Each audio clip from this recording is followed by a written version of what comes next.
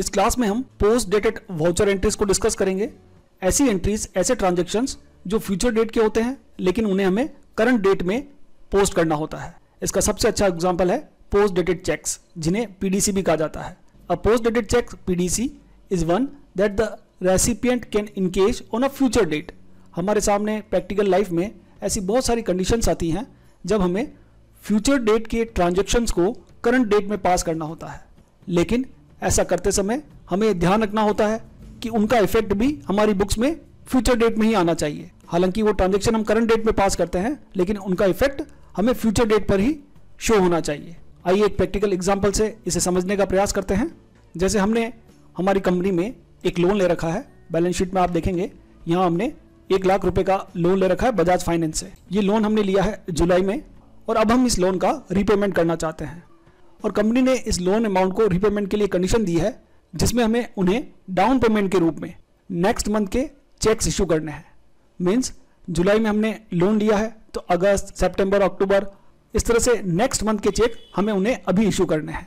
तो इस सिचुएशन में यदि हम पोस्ट डेटेड के कॉन्सेप्ट को एक बार साइड में रखें और डायरेक्टली अगर एंट्रीज को पोस्ट करें तो वो किस तरह से होंगी और उनका क्या इफेक्ट आएगा, पहले वो समझ लेते हैं ताकि आपको पोस्ट डेटेड का कॉन्सेप्ट एकदम क्लियर हो जाए।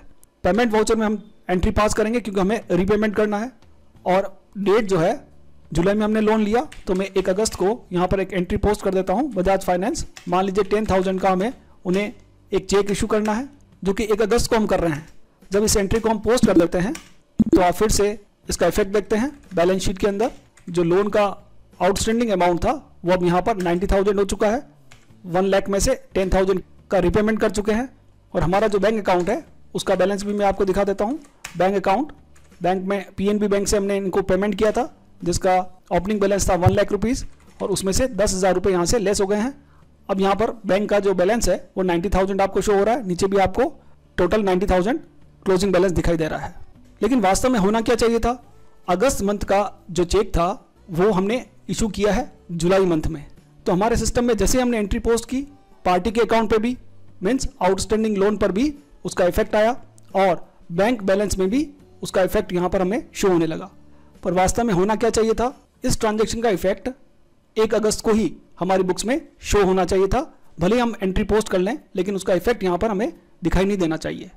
इसीलिए हम यूज़ करते हैं पोस्ट डेटेड वाउचर एंट्रीज का या पोस्ट डेटेड चेक्स का। आइए उस ट्रांजैक्शन को एक बार पोस्ट करके देख लेते हैं। जिस मंथ में आपको पोस्ट डेटेड चेक इशू करना है तो पेमेंट वाउचर की एंट्री करते समय आपको सिंपल पेमेंट वाउचर में एंट्री पास नहीं करनी है।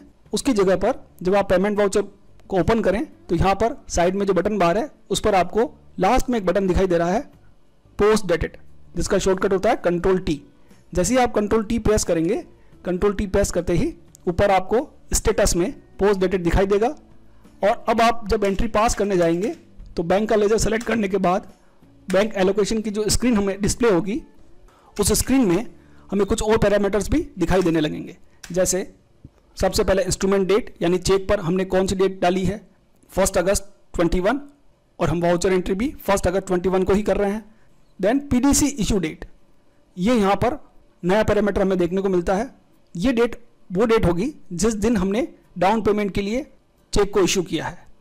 तो करंट सिचुएशन में हम 1 जुलाई को यहाँ पर पीडीसी चेक इशू कर रहे हैं और चेक को इशू करते समय यदि आप कोई नोट डालना चाहें, कोई रिमार्क डालना चाहें तो वह यहाँ पर आप इंसर्ट कर सकते हैं। जैसे मैंने लिख दिया इंस्टॉलमेंट नंबर 1 और इसे सेव कर लिया। देन इसी तरह से मुझे नेक्स्ट मंथ के लिए और एक चेक इशू करना है डाउन पेमेंट के लिए, तो Alt A यहीं से मैं प्रेस करूँगा, न्यू वाउचर यहाँ पर ऐड हो जाएगा। एंट्री पोस्ट करते समय हमें सबसे पहले क्या करना है, Ctrl+T पोस्ट डेटेड एक्टिवेट करना है बजाज फाइनेंस और इस एंट्री को हम पोस्ट करना चाहते हैं 1 सितंबर को। तो F2 से डेट चेंज कर लेते हैं 1 सितंबर, 10,000 same amount, enter, bank ledger select कीजिएगा। देन फिर इंस्ट्रूमेंट का डेट 1 सितंबर यानी चेक की डेट 1 सितंबर रहेगी और पीडीसी इशू डेट, यहाँ पर टैली क्या करता है, हमारे सिस्टम की जो करंट डेट है वो ऑटोमेटिकली पिक कर लेता है। आप चाहें तो इसमें करेक्शन कर सकते हैं, अदरवाइज सिस्टम की डेट यहाँ पर पिक हो जाएगी, सिस्टम की डेट यहाँ पर आ जाएगी। तो मैं 2 जुलाई रहने देता हूँ और इंस्टॉलमेंट 2 इस तरह से यहाँ पर नोट डालते हुए इस एंट्री को भी सेव कर देता हूँ। अब इन दोनों एंट्रीज का इफेक्ट मैं आपको दिखाता हूँ।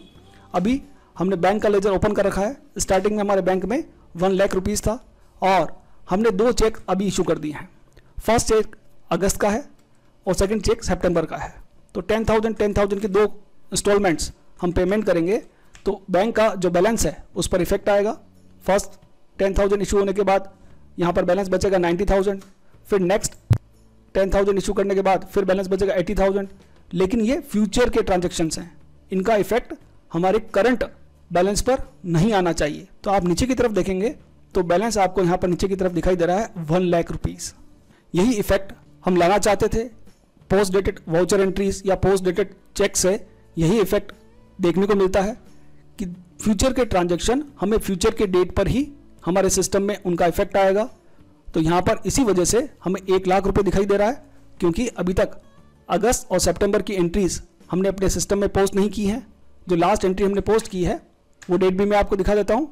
लास्ट एंट्री हमने अभी तक पोस्ट की है 1 जुलाई की। तो 1 जुलाई तक की सारी एंट्रीज हम यहाँ पर पोस्ट कर चुके हैं। उसके बाद की जितनी भी एंट्रीज मैं यहाँ पर पोस्ट कर रहा हूँ वो डे बुक में पोस्ट डेटेड के रूप में हमें दिखाई नहीं दे रही हैं। दूसरा जो इफेक्ट है वो पार्टी के लेजर पर देख लेते हैं। पार्टी से हमने लोन लिया था 1 लाख रुपए का, क्योंकि हमने उसे पीडीसी चेक इशू किया है, इसलिए आउटस्टैंडिंग बैलेंस अभी भी 1 लाख रुपीज़ ही शो हो रहा है। आप उसके लेजर में जाके देखेंगे तो जो भी चेक्स आपने इशू किए हैं उनका रिकॉर्ड यहाँ पर दिखाई देगा। अगस्त में आपने 1 इंस्टॉलमेंट पीडीसी चेक के रूप में इशू किया है, दूसरा 10,000 फिर से इशू किया है, 2 इंस्टॉलमेंट हम उसे पे कर चुके हैं। तो दोनों इंस्टॉलमेंट क्लियर होने के बाद उसका बैलेंस होना चाहिए 80,000, पर अभी कितना आ रहा है 1 लाख रुपीज़, क्योंकि ये फ्यूचर ट्रांजेक्शन्स हैं और फ्यूचर की डेट आने पर ही उनका इफेक्ट हमारे सिस्टम में आएगा। अब जो चेक हमने पीडीसी के रूप में इशू किए हैं, अगर हम उसका रिपोर्ट देखना चाहते हैं तो डे बुक के माध्यम से भी देख सकते हैं। डे बुक में आप जाइए, डे बुक में डेट चेंज कर लीजिए और यहाँ पर आपको कंट्रोल के साथ H प्रेस करना है। कंट्रोल के साथ H प्रेस करने पर ऊपर आपको पोस्ट डेटेड बैंक ट्रांजेक्शन्स एक ऑप्शन मिलेगा। इसे जब आप सेलेक्ट करेंगे तो जितने भी आपने पोस्ट डेटेड ट्रांजेक्शन्स पोस्ट कर रखे होंगे अपने सिस्टम में वो सारे आपको यहाँ पर दिखाई देंगे। अब यहाँ पर आपको ये भी समझना है कि केवल पोस्ट डेटेड चेक्स हम इशू ही नहीं करते हैं, हमें भी किसी पार्टी से पोस्ट डेटेड चेक रिसीव हो सकता है। जब हमें पोस्ट डेटेड चेक रिसीव होंगे तो उनका जो टाइप होगा वो आप देखिएगा। यहाँ पर 1 जुलाई को हमें एक पार्टी से पोस्ट डेटेड चेक रिसीव हुआ था, तो यहाँ पर रिसीव्ड दिखाई दे रहा है। इस तरह से जो चेक हम इशू करेंगे उनके आगे आपको इशूड लिखा हुआ आएगा। और एक कॉलम है स्टेटस का, ये काफ़ी इंपॉर्टेंट है। स्टेटस में हमें रेगुलराइज्ड और पेंडिंग्स दिखाई दे रहा है। इट मीन्स ऐसे सारे ट्रांजेक्शन्स जिनका इफेक्ट हमारी बुक्स में आ चुका है उनके लिए टैली शो करता है रेगुलराइज्ड, और ऐसे सारे ट्रांजेक्शन जिनका इफेक्ट आना भी हमारी बुक्स में बाकी है उनके लिए शो होगा पेंडिंग। केवल आप पेंडिंग ट्रांजेक्शन ही देखना चाहते हैं तो आपको F8 प्रेस करना है, केवल पेंडिंग ट्रांजेक्शन ही दिखाई देंगे। तो एक जगह तो मैंने आपको बताया डे बुक के माध्यम से आप पोस्ट डेटेड ट्रांजेक्शन्स को देख सकते हैं। दूसरा बैंकिंग जो फीचर है यूटिलिटीज सेक्शन में बैंकिंग, इसमें आप जाएंगे तो पोस्ट डेटेड समरी, यहाँ से आपको मंथली समरी देखने को मिलेगी। सबसे पहले आपको अपना बैंक सेलेक्ट करना है, देन जिस मंथ में आपने पोस्ट डेटेड चेक रिसीव किए हैं या पोस्ट डेटेड चेक इशू किए हैं उनकी सारी समरी आपको यहाँ पर देखने को मिलेंगी। आप मंथ सेलेक्ट कर लीजिए, एंटर प्रेस कीजिए, यहाँ पर आपको सारे ट्रांजेक्शन देखने को मिल जाएंगे। इसी तरह से एक और जगह है जहाँ से हम पोस्ट डेटेड ट्रांजेक्शन्स को एक्सेस कर सकते हैं। आपको गेटवे ऑफ टैली में से डिस्प्ले में जाना है, डिस्प्ले में आपको एक्सेप्शन रिपोर्ट्स में जाना है। यहाँ से आपको मिलेगा पोस्ट डेटेड वाउचर्स, यहाँ से भी हम पोस्ट डेटेड वाउचर्स को एक्सेस कर सकते हैं, देख सकते हैं। पीडीसी चेक्स केवल हमें इशू नहीं करने होते हैं, कई बार पीडीसी चेक्स हमें भी रिसीव होते हैं। जैसे मैं एक ट्रांजेक्शन आपको पोस्ट करके दिखाता हूँ। जब पीडीसी चेक आपको रिसीव होगा तो आपको अपने रिसिप्ट वाउचर के अंदर एंट्री पास करनी होगी, लेकिन कंट्रोल T प्रेस करने के बाद ऊपर स्टेटस चेंज हो जाएगा पोस्ट डेटेड। ये हम एंट्री पास कर रहे हैं 1 सितंबर को। हमारी एक पार्टी है कमलेश शर्मा, इनसे हमें 50,000 रुपये का चेक मिला है, पीडीसी चेक मिला है, जिसे हम अपने पंजाब नेशनल बैंक अकाउंट में डिपॉजिट करना चाहते हैं। तो यहाँ पर हम इंस्ट्रूमेंट का नंबर जो उनका चेक नंबर है वो यहाँ पर इंसर्ट करेंगे, बैंक का नाम एक्सिस बैंक। ये चेक हमें रिसीव हो रहा है 2 जुलाई को, लेकिन उस पर इंस्ट्रूमेंट डेट क्या है 1 सितंबर। तो हम एंट्री कब पास कर रहे हैं 1 सितंबर को। तो ये आपको ध्यान रखना है कि जिस डेट में वो ट्रांजेक्शन हमारी बुक्स में इफेक्ट डालेगा उसी डेट में हमें वाउचर एंट्री पास करनी होती है। जब हमें पीडीसी चेक रिसीव होता है तो उसका इफेक्ट भी सेम आपको अपने सिस्टम में दिखाई देगा। जब आप बैंकिंग में जाएंगे, पोस्ट डेटेड समरी और बैंक को सेलेक्ट करने के बाद आप देखेंगे सितंबर में 50,000 दिखाई दे रहा है, 50,000 का ट्रांजेक्शन, लेकिन अभी ये पेंडिंग स्टेटस शो कर रहा है क्योंकि इसका इफेक्ट हमारी बुक्स में अभी तक शो नहीं हुआ है।